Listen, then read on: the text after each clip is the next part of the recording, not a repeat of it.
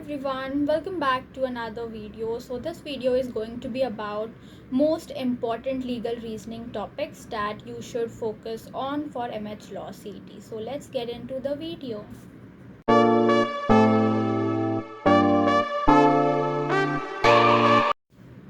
Well, so again I'm referring to the book Universal's Guide to Clayton LLB 32nd edition. मैं इस book को ही refer कर रही हूँ एंड इससे ही मैं आपको बताने वाली हूँ कि कौन से मोस्ट इम्पॉर्टेंट ऐसे लीगल रीजनिंग के टॉपिक्स हैं जिस पर आपको फोकस करना चाहिए एंड आपको मतलब ये तो पढ़कर जाने हैं, ये इम्पॉर्टेंट है। सबसे पहले तो आता है लीगल फैक्ट्स, ठीक है। तो ये जो है ये लीगल फैक्ट्स होते हैं, जैसे कि इनमें क्या क्या होता है। इसमें होता है लाइक फर्स्ट लॉ गिवर कौन है, फर्स्ट सोर्स ऑफ लॉ क्या है, first code by East India Company, first federal code कौन सा है, then first women chief justice of high court in India, first women जज of a high court in India, then first woman judge in India, first woman advocate in India, first Indian judge of International Court of Justice, first Attorney General of India। तो ये सारे इन्हें हम कहते हैं legal facts, ठीक है। तो ये इम्पॉर्टेंट लीगल फैक्ट्स है जो आपको याद होने चाहिए। Then first prime minister of India, ये तो बताने की ज़रूरत नहीं है, तो बहुत ज़्यादा बेसिक है, जवाहरलाल नेहरू जी सबको पता है। Then first vice president of India, first president of India, first women prime minister of India, first chief justice of federal court in India. ये सारे जो है इनको हम लीगल फैक्ट्स बोलते हैं। तो ये आपको याद करने पड़ेंगे, इसका कोई मैजिकल फार्मूला नहीं है। अगेन मैंने बोला था कि अगर जो थ्योरी वाली चीज़ें हैं उनमें आपको बार बार रिवाइज करना पड़ेगा, तभी वो आपको याद होंगी। तो ये थे लीगल फैक्ट्स। वेल, इसके बाद जो इम्पोर्टेंट टॉपिक्स है वो उसमें से फर्स्ट है क्रिमिनल लॉ। क्रिमिनल लॉ आपके पूरे क्राइम्स वाली चीज़ों को कवर करता है, ठीक है। इसमें बहुत सारी चीज़ें आती है, जैसे the principle of mens rea, then इसमें जनरल एक्सेप्शंस कौन से हैं एंड और बाकी सारी चीज़ें इसमें कवर होती है, जैसे right of private defence of accused. तो ये सब क्रिमिनल लॉ में आता है। तो आपको क्रिमिनल लॉ जो है वो प्रॉपरली प्रिपेयर करना है। क्रिमिनल लॉ के बाद आपको आता है next law of torts.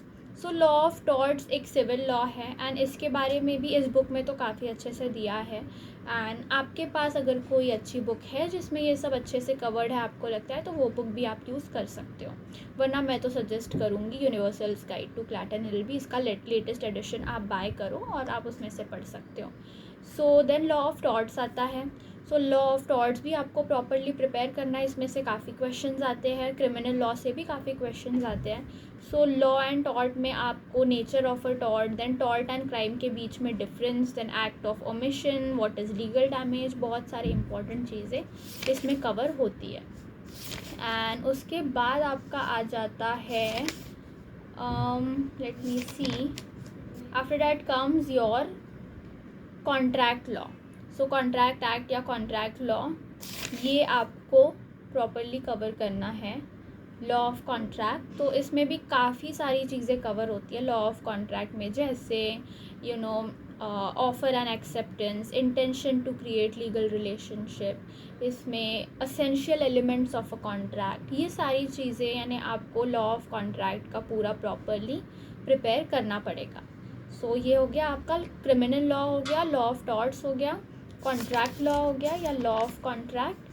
And इसके बाद हाँ, इसमें कंसिडरेशन वगैरह भी आता है। एंड इसके बाद आपका जो इम्पोर्टेंट है, हाँ, वो है कॉन्स्टिट्यूशनल लॉ।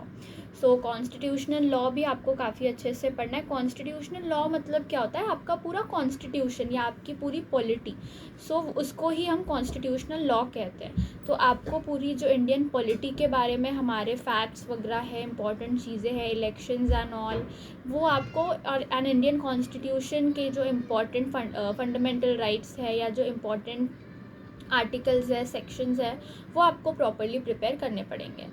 कॉन्स्टिट्यूशनल लॉ में यही पूरा कवर होता है, आपकी पॉलिटी एंड आपका कॉन्स्टिट्यूशन ऑफ इंडिया।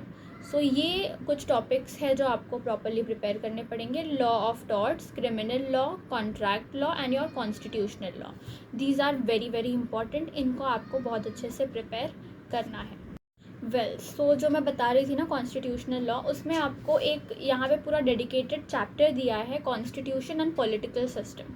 तो ये चैप्टर आपको बहुत अच्छे से एस करना है, ठीक है। इसमें पूरा आपका प्रॉपरली स्टार्टिंग से दिया है, the making of the Indian constitution, then about your constituent assembly, committees of the constituent assembly, उसके इंपॉर्टेंट कौन कौन थे members like doctor B.R. Ambedkar, then Syed Mohammad Saadulla, बहुत सारी चीज़ें इसमें इंपॉर्टेंट गिवन है। सो आपको आपका पॉलिटिकल सिस्टम या polity and constitution of India बहुत अच्छे से प्रिपेयर करना है। इसको ही हम कॉन्स्टिट्यूशनल लॉ भी एक तरीके से कहते हैं। एंड इसके बाद जो आपकी और एक इम्पॉर्टेंट चीज़ है वो है आपके लीगल मैक्सिम्स। लीगल मैक्सिम्स मतलब होता है कि लॉ में कुछ मैक्सिम्स होते हैं जो लैटिन में दिए गए होते हैं या दूसरी लैंग्वेज में होते हैं, एंड उसको एक सिंप्लीफाइड वर्जन होता है उसका मीनिंग आपको होता है, तो वो उसके मीनिंग आपको समझ के रखने पड़ेंगे लीगल मैक्सिम्स के। तो लेट मी सी कि उसका पेज नंबर कौन सा है। So I will tell you, well it is 561। Let me सी।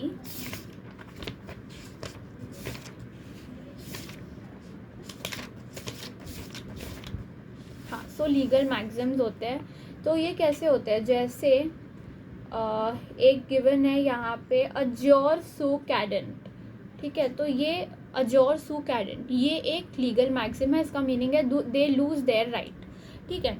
सो इस तरीके से बहुत सारे होते हैं मैक्सिम्स एंड उनका मीनिंग दिया होता है, तो आपको उनका मीनिंग याद रखना है ताकि आप उस पे बेस्ड क्वेश्चंस इजीली सॉल्व कर पाओ।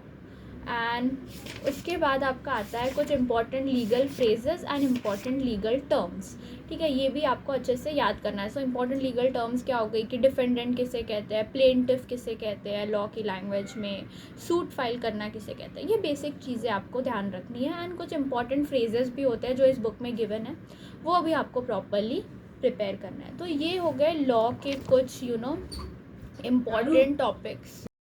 सो अगर मैं इन इम्पॉर्टेंट टॉपिक्स को सम अप करना चाहूँ तो एक तो हो गए आपके लीगल फैक्ट्स, देन आपका criminal law, law of torts, contract law, constitutional law जिसमें आपका the Indian constitution and polity या आपका पॉलिटिकल सिस्टम आता है, एंड देन हो गए आपके important legal maxims, some important legal terms and important legal phrases.